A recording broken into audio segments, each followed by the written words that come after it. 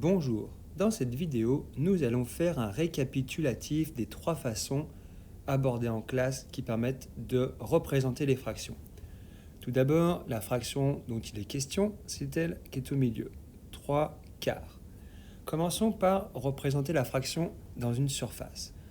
On se rappelle, une fraction, il y a 2 chiffres, 2 nombres. Le nombre d'en bas, c'est le plus important, c'est celui qu'on comprend le moins bien en général. Ce nombre-là nous indique combien de parts égales nous découpons dans le tout. Ici, notre tout, c'est cette surface-là, ce carré-là. Donc on va découper en 4 parts égales. Pour faire ça, le plus facile, c'est commencer par couper en 2 parts égales, et après on recoupe ces 2 parts égales en parts égales.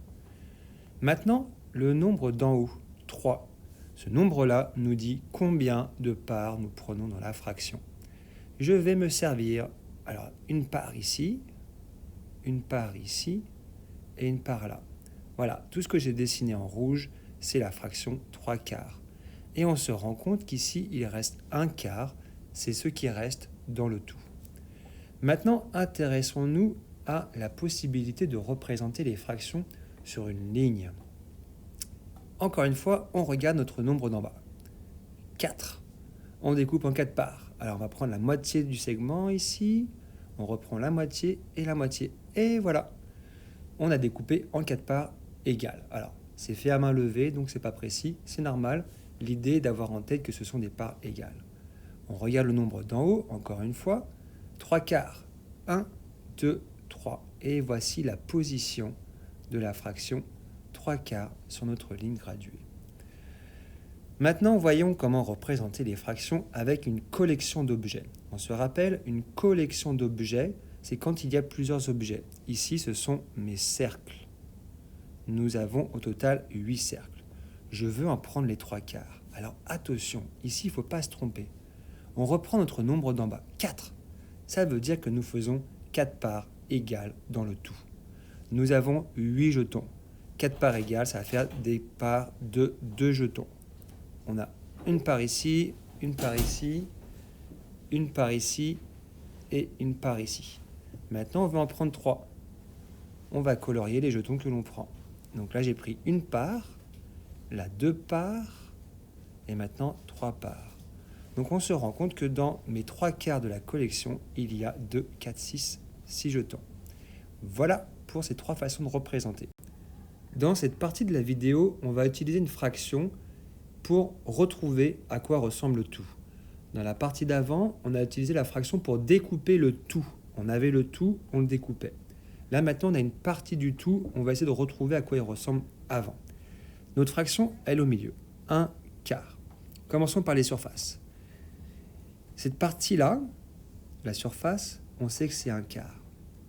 Dans une fraction, on sait qu'il y a 4 parties égales. Donc si j'ai une partie qui est ici, il va juste falloir que je la reproduise 4 fois. Donc je vais la sélectionner et puis on va continuer à la reproduire. Hop. Donc là j'ai combien de parts égales? 1, 2, 3. Il m'en faut 4 pour avoir un tout. Et voilà, j'ai reproduit 4 fois ma part pour avoir 4 parties égales. Et j'ai bien 1, 2, 3, 4 parties égales. Mon tout ressemble à ça. On va faire de même avec la ligne.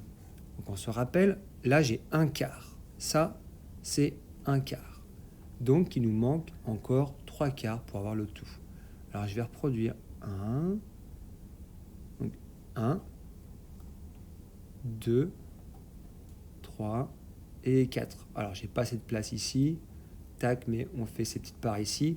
Et on se rappelle, c'est une représentation, on essaie de comprendre plus que de faire parfaitement. On se rend compte qu'il y a 1, 2, 3, 4/4. On a coupé en 4 parts égales. Alors maintenant, travaillons sur la collection d'objets. On se rappelle encore une fois que là, nous avons 1/4. Nous avons 1/4. C'est-à-dire qu'il nous manque encore 3 parts. On peut déjà représenter ces paquets-là. Hop, et puis je vais en faire un ici en bas. Dans chaque paquet, nous avons 8 jetons. Tous les paquets sont égaux. Donc il suffit de représenter 8 jetons dans chaque paquet. Et on se rendra compte à la fin de combien on a de jetons dans le tout. On se rappelle que l'on cherche le tout. On compte 8 plus 8, ça fait 16, plus 8, ça fait 24, plus 8, ça fait 32. Il y a 32 jetons dans mon tout. Voilà comment on peut essayer de retrouver le tout quand on a une fraction. Dernière partie de la vidéo, on va voir comment utiliser une fraction dont le nombre d'en haut est plus grand que le nombre d'en bas. Jusqu'à maintenant, on avait utilisé des fractions qui étaient avec un nombre d'en haut plus petit que le nombre d'en bas. Alors comment ça marche? Tout simplement, il va falloir avoir plusieurs tout.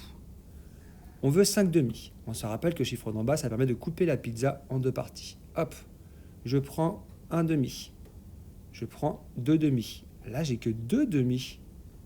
Donc, il me manque des pizzas. Je vais juste en dessiner d'autres. On recommence. On découpe en deux parce que c'est le nombre d'en bas. On se rappelle que le nombre d'en bas, c'est le nombre de parts que je découpe. Il est marqué ici. Et je prends 2 demi-parts. Plus de demi-parts. On compte 1, 2, 3, 4. Là, j'ai que 4 demi. Et j'en veux 5. Donc, je vais prendre une troisième pizza, la couper en deux et prendre une demi-part. Et on regarde. Là, nous avons bien 4 demi plus 1 demi. Ça nous fait 5 demi. On peut écrire ça en dessous. 2 demi plus 2 demi plus 1 demi égale 5 demi. Remarquez que le nombre d'en bas ne s'additionne pas. On ne fait pas 2 plus 2 plus 2 égale 6. Ça ne change pas. Pourquoi? Parce que c'est une information qui nous dit comment on découpe le tout. La quantité, elle est notée en haut. Combien de demi-parts est-ce que je prends? Et ça fait 5. Voilà.